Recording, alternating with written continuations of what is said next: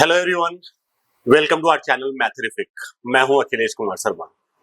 I am a faculty of mathematics for IIT JEE, NDA and other competitive exams.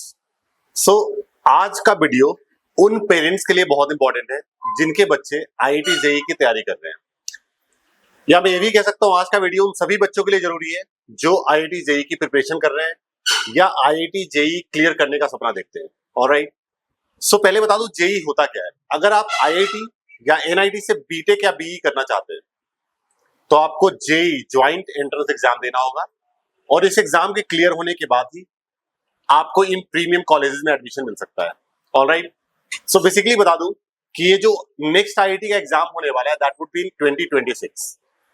और basically IIT JEE दो phases में होता है। पहला एग्जाम आपका जो होता है वो मेंस का होता है, दूसरा एग्जाम एडवांस का होता है। ठीक है, क्लियर है। सो मेंस का एग्जाम दो बार लिया जाता है। जैसे मैं 2026 की बात करूं तो मेंस आईआईटी जेईई मेंस का जो पहला एग्जाम होगा वो बेसिकली जनवरी में होगा और दूसरा एग्जाम अप्रैल में होगा। इन दोनों एग्जाम्स में जिसमें आपके बेहतरीन स्कोर होंगे वही कंसिडर किया जाएगा। ऑलराइट, अब इसके अगर मैं बात करूं एप्लीकेशन स्टार्ट कब होता है, तो इसका जो एप्लीकेशन स्टार्ट होगा वो बेसिकली नवंबर के अराउंड से स्टार्ट हो जाता है। ठीक है, ये जनवरी वाले एंट्रेंस के लिए।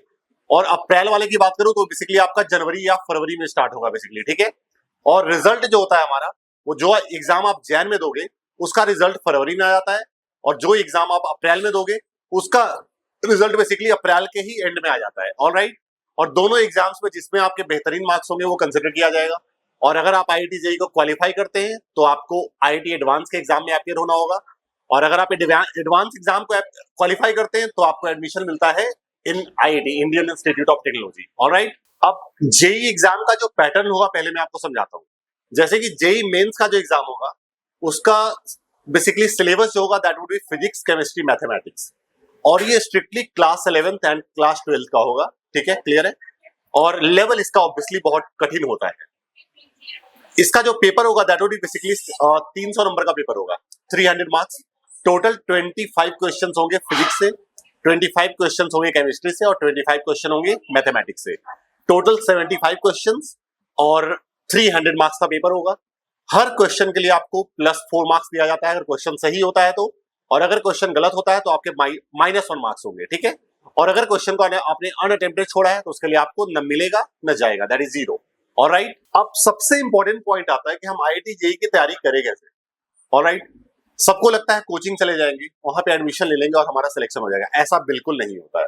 ठीक है, उसकी तैयारी करने का एक बेसिक सा अप्रोच है, अगर आप स्मार्टली हार्ड वर्क करो।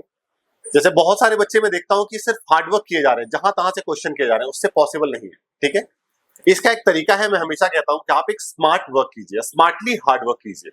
हार्ड वर्क तो जरूरी है क्योंकि one of the toughest exam है, तो हार्ड वर्क तो मैंडेटरी है, बट सिर्फ हार्ड वर्क नहीं, स्मार्टली आपको हार्ड वर्क करना है। क्लियर है। जैसे मेरे पास एक ब्रह्मास्त्र है जो मैं आपसे शेयर करने वाला हूं कि आप कैसे जेईई एग्जाम को क्वालिफाई कर सकते हो। ठीक है, सो अगर मैं बात करूं, जैसे मैं मैथ्स का फैकल्टी हूं, अगर मैं बात करता हूं मैथ्स को क्लियर कैसे करना है, तो आप क्या करें, सबसे पहले तो आप एनसीईआरटी को अच्छी तरीके से कर लीजिए। अच्छी तरीके से मतलब कि आपको हर एक पॉइंट उसका बखूबी आता है। क्लियर है। उसके बाद जैसे ही आपकी एनसीईआरटी खत्म हो जाए तो आप उसके जितने प्रीवियस ईयर आप क्वेश्चन कर सकते हैं, क्योंकि मैथ्स में जो होता है कि आपका लेवल ऑफ क्वेश्चन का कोई अंत ही नहीं है, टाइप ऑफ क्वेश्चन का कोई एंड नहीं है। सो आई वुड सजेस्ट यू कि अगर आपके एनसीईआरटी जैसे ही खत्म होंगे तो समझो कि आपका सारा कॉन्सेप्ट क्लियर हो गया है ना। और जैसे ही कॉन्सेप्ट क्लियर हुआ उसके बाद आप सिर्फ और सिर्फ इसके पीवाईक्यू क्वेश्चन कर जाओ। अगर आप इतना भी कर जाते हैं तो आई एश्योर यू कि आपके 99.5 परसेंटाइल आ जाएंगे। ठीक है, ये हुआ मैथ्स में स्कोर करने का तरीका। सिमिलरली फिजिक्स एंड केमिस्ट्री के लिए भी वही कहूंगा। ठीक है, कि एनसीईआरटी के सारे कॉन्सेप्ट्स को आप पॉजिटिवली कीजिए, अच्छी तरीके से कीजिए, और जैसे ही सारे एनसीईआरटी कॉन्सेप्ट क्लियर होते हैं उसके बाद आप कम से कम इसके पीवाईक्यू को ध्यान दो। अगर आप ऐसा भी कर पाते हो तो आई गारंटी कि आपके 99 परसेंटाइल इजिली उसमें आप अचीव कर लोगे। ठीक है, क्योंकि जेईई मेंस के थ्रू अगर मुझे, क्योंकि जेईई मेंस के थ्रू एडमिशन आपके एनआईटीज में होते हैं। क्लियर है। सो अगर आप एनआईटीज में भी एडमिशन आपको लेना है, बेहतर एनआईटीज में, तो आपके स्कोर 99 परसेंटाइल के अराउंड होना चाहिए। क्लियर है। जैसे दिल्ली की बात करूं, दिल्ली में आपको एडमिशन लेना है आपको, जैसे एनएसयूटी हो गया, डीटीयू हो गया, आपका ट्रिपल आईटी हो गया, अगर आप इन कॉलेजेस के प्रीमियम कोर्सेज को टारगेट करते हैं so your score must be around 99.5 something around. ठीक है, मतलब 99 परसेंटाइल से ऊपर ही होना चाहिए।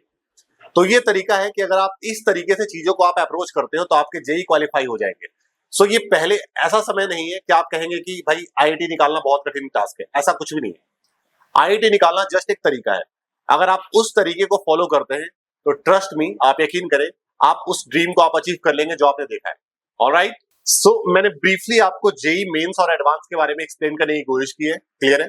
और अगर किसी भी तरह के आपके मन में सवाल है तो डिस्क्रिप्शन में दिए हुए कॉन्टैक्ट नंबर पे आप कॉन्टैक्ट कर सकते हैं।